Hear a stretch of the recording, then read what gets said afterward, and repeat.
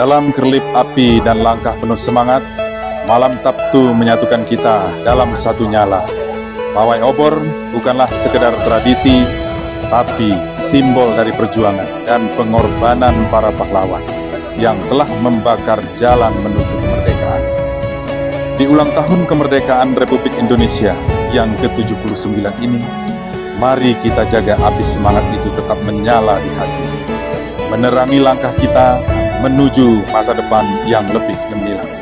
Nusantara baru, Indonesia maju.